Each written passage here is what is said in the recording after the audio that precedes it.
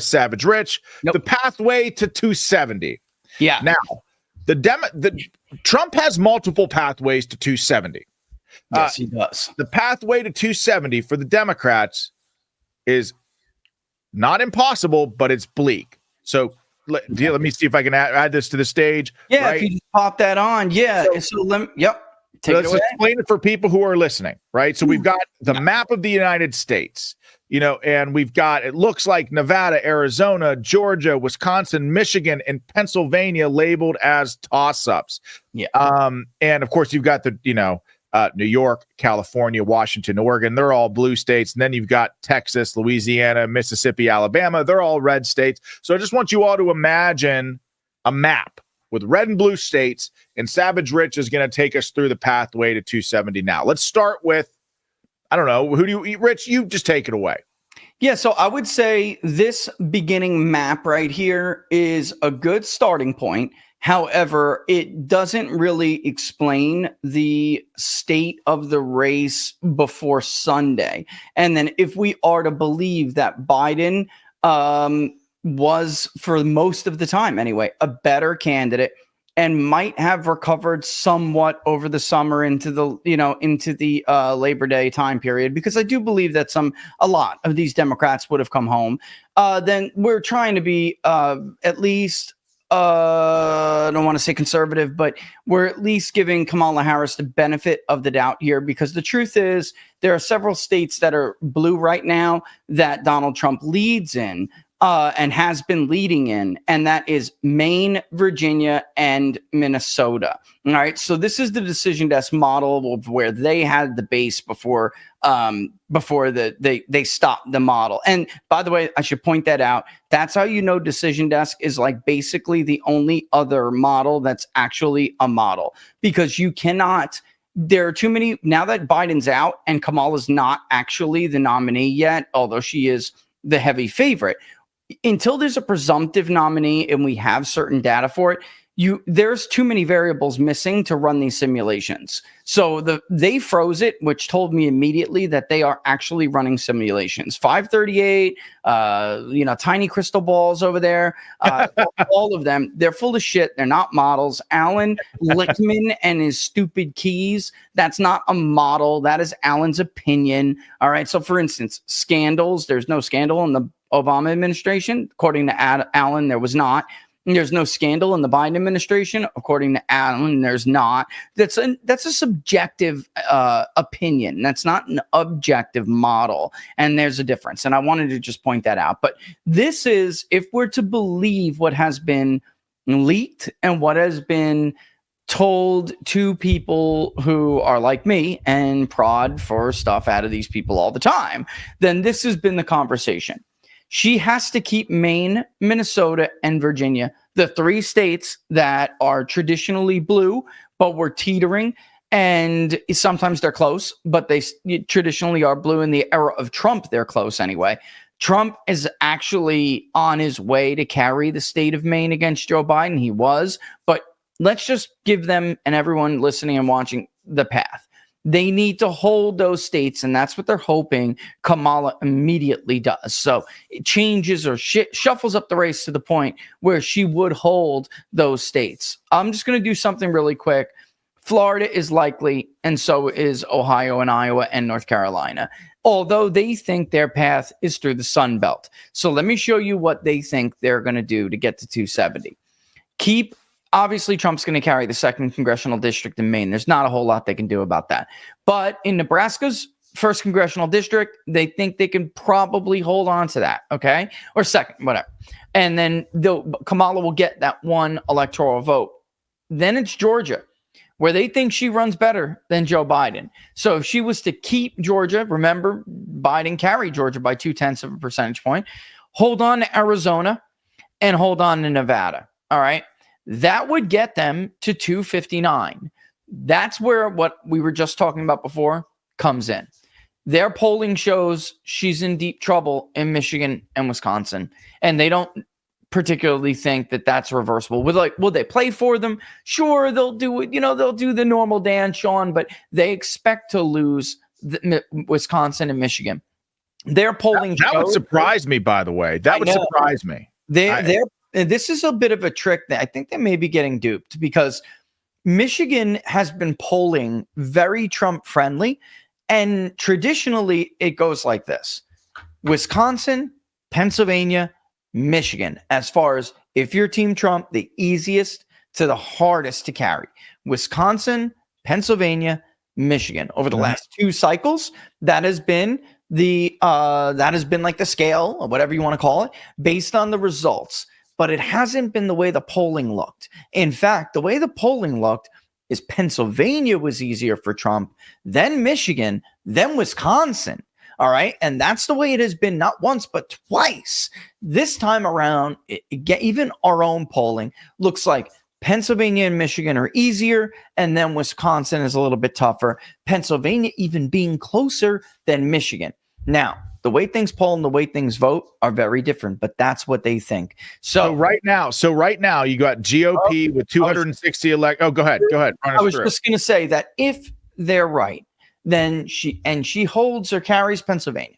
All right. Because it's not holding anything. She didn't carry shit. Joe Biden did. And that's something that people have to understand. They cheated. Let's just keep absolutely. They're cheaters. But let's just be also honest. Like, vice presidential picks don't matter. All right. I hate to tell everybody, but it's just true. Vice presidential picks don't really have an impact, and not the impact that people think they do. So picking Shapiro is, if she did, for instance, is not going to guarantee that she's going to carry Pennsylvania. That's not how this works. Picking Mark Kelly is not going to guarantee that she's going to carry Arizona. That is not how this works. You heard those women, by the way, before. Is there anyone that she could pick that would put you at ease? That's just not.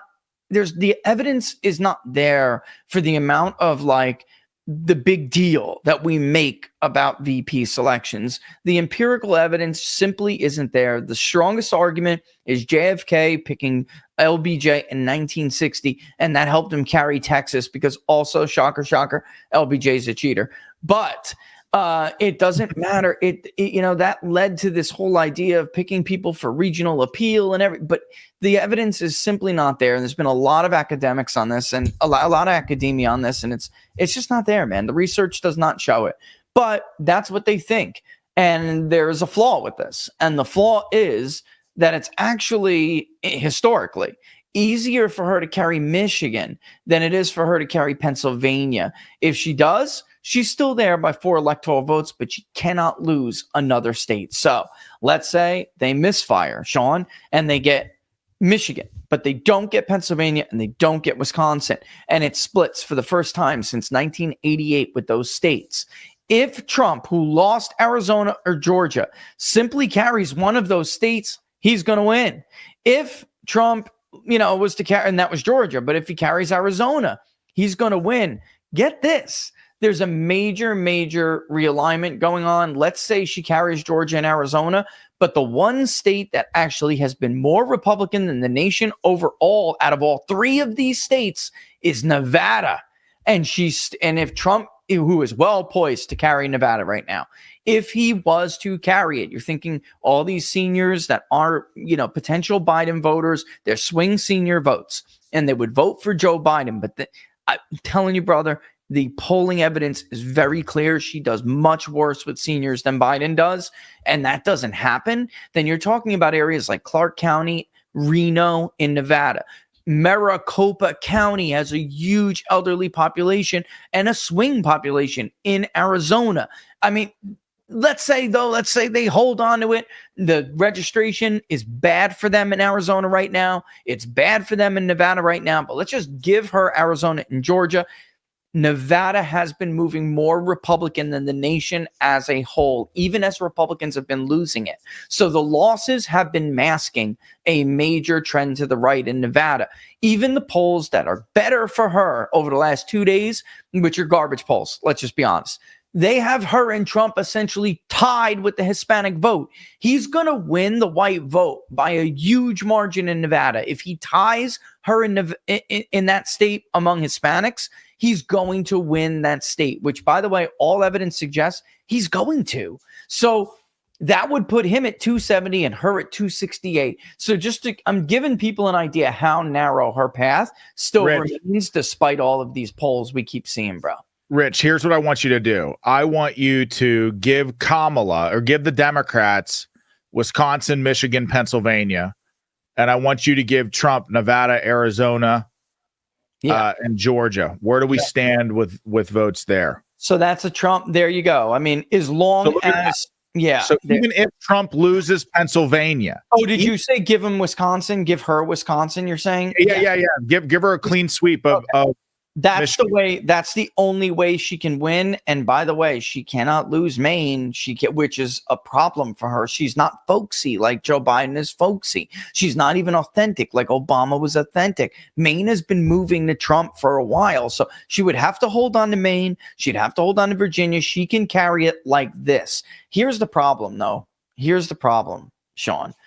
The demographics this is a kind of like the reverse of what they think is going to happen. Their white working class vote share is so low. This is a very unlikely map. Biden was in the mid to high 20s, and she has never really outperformed him with the white working class. This area of the country where hold on, let me show you. This area of the country, and I'll even put these in there. And I got Indiana. Okay. This block, this region of the country is where the white working class. You're talking about Minnesota. You're talking, Pennsylvania, Ohio. Indiana. Pennsylvania, Ohio, Michigan, Indiana, Wisconsin, Minnesota, Iowa, and Missouri that's the block of states where the white working class is really overrepresented. You might have noticed why did Rich pluck on Indiana and Missouri? Because if you look at the equivalent of what Democrats were afraid of in reverse, like that Bush level crater I was talking about, Missouri and Indiana really showed what I'm talking about. It's been like this for a while. This outsized say that the white working class has. Because he did better with the white working class vote, Barack Obama during that cycle carried Indiana. He barely lost Missouri, a few thousand votes. He barely lost it. So if Kamala is going to pull off that map we just showed, which of course is, that's got to go red. That still wouldn't happen. Whoops, sorry. If Kamala's going to pull off what we were just talking about, and these are still likely Republican states, even if she does, if she pulls this off right here, which would get her just to 270, it would be unlikely for the very simple reason she's not going to do it on the back of white working class voters. She would have to do it on the back of there's a small population in Michigan of Hispanics, a small population in Pennsylvania, about 5%, 6%. She would have to do it on the back of college-educated whites, and then she would have to win back more of the black vote than she's currently winning. So even in the polls that came out, like Landmark Communication and the Atlanta Journal-Constitution and Georgia and others, you can see in the South and in the Black Belt counties, Trump is doing at least 15% of the black vote. In those Rust Belt states, he's actually outperforming his vote share with black voters in the southern states. So that's where he does the best among black voters, is in that northern Midwest area. And that's a problem because she needs like every single one of those votes, Sean. She needs every single one of them. And again, I hate to point this out, but if she picks Josh Shapiro in an effort to pull off this, right? And let's say she holds Pennsylvania. This is what they want to do. She holds Pennsylvania, but she takes Georgia and Arizona. Right? That still gives Trump 266. She's at 272. Here's the problem. If she picks Shapiro to win Pennsylvania, there's going to be questions around her situation, with Hamas and that vote, that protest vote that went against Biden in the primary, and her in the primary could cost her the state of Michigan, and then also maybe cost her the state of Minnesota. So it's just and that would, by the way, that's it. It's over. Then Trump is at 276. So believe me, when the CNN poll today is Trump +3, let me show you what Trump +3 really looks like. Okay. And by the way, Trump is at 49 without leaners. Okay. And it's Trump +3. This is what Trump +3 is. at the state level.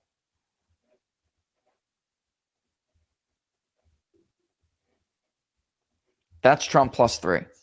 So you've got Virginia red. Absolutely. You've got Virginia, Minnesota, Wisconsin, Michigan. You've got Arizona, Nevada, Georgia. The only thing that's blue is Pennsylvania. The only oh no, I'm sorry. Excuse me. That gotta go. If Trump +3 holds out from now until election day, you have he's gonna win 337 electoral votes. He is. And that's if the college educated white vote holds, like I'm putting New Mexico and New Hampshire as toss-ups still, because Trump +3 can occur on the back of white voters, and he could still do like 42% with Hispanics. And if that's the case, it means New Hampshire probably would go to Trump. And as a Trump +3, it probably would.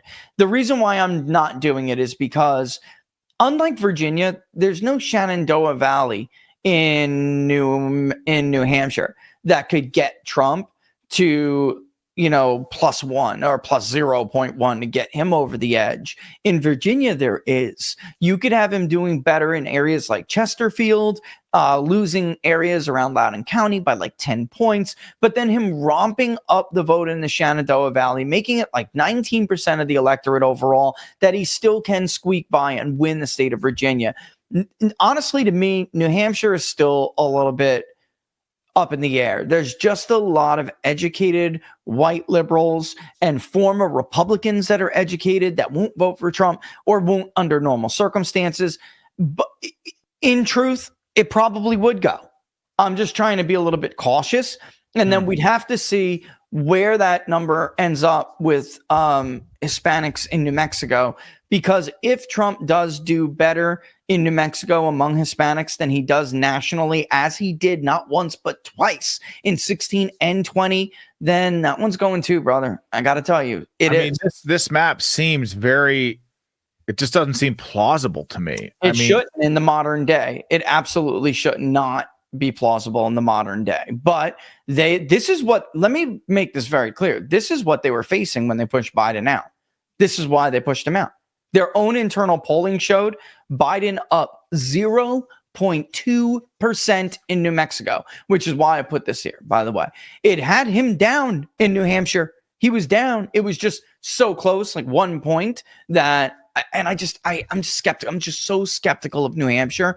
It's not the state it used to be. And I could be wrong. In 16, I didn't think we were going to be right with how close that state was. And it was. It was a few hundred votes, if you remember correctly. It was a handful of votes.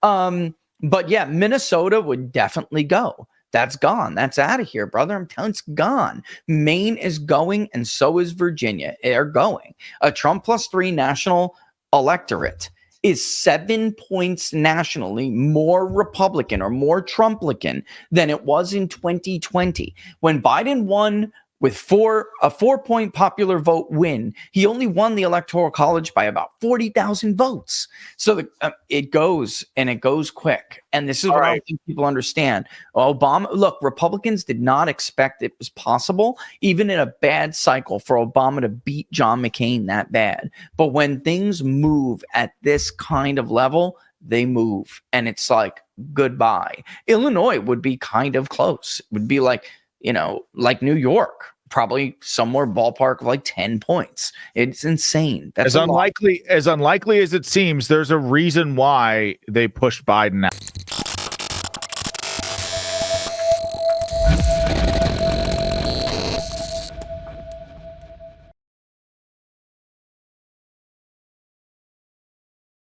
Mike Lindell here, and like you, I see our country being destroyed daily.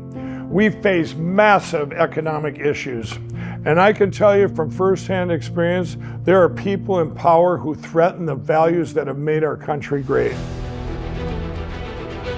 Well, I've been a believer in gold and silver for a long time, and I've searched for years for a partner that shares my values.